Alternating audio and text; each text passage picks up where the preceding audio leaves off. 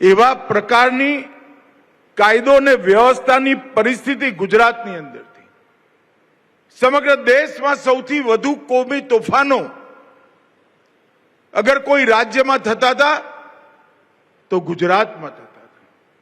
અમદાવાદમાં 2 વર્ષ સળંગ 250 દિવસથી વધુ કર્ફ્યુ અમદાવાદ શહેરમાં લાગ્યો હોય એવી ઘટનાઓ થઈ હતી।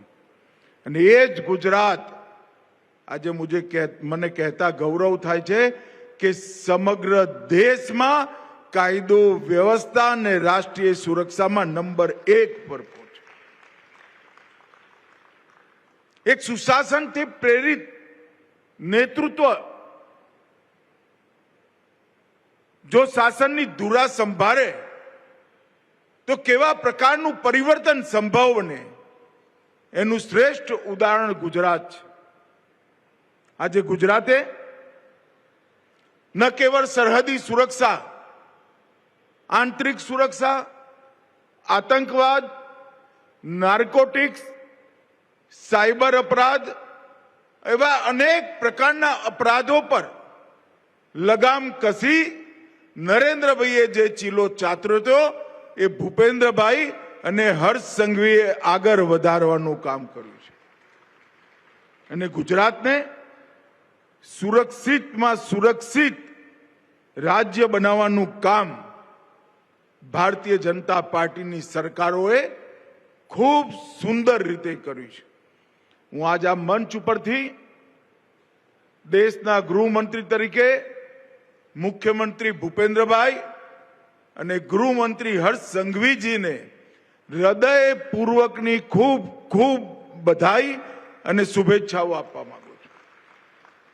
112 નો પ્રોજેક્ટ એક પ્રકારથી દેશની આંતરિક સુરક્ષા સાથે, નાગરિકોના અધિકાર સાથે, કાયદો અને વ્યવસ્થાની જાળવણી માટે અને સમય પર દરેક પ્રકારની સુવિધાઓ મળે એટલા માટે આપણા વડાપ્રધાન નરેન્દ્ર મોદીજીની કલ્પના છે।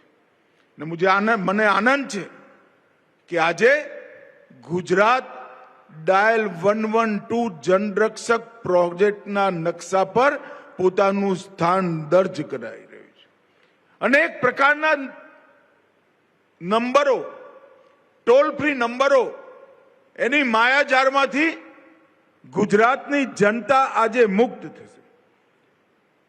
પોલીસ માટે 100 નંબર, એમ્બ્યુલન્સ માટે 108, ફાયર માટે 101, વિમેન હેલ્પ માટે 181, ચાઇલ્ડ હેલ્પલાઇન 1098, ડિઝાસ્ટર માટે 1070, 1077, અનેક પ્રકારના નંબરોનો ગૂંચવાડો લોકોને કન્ફ્યુઝ કરતો હતો।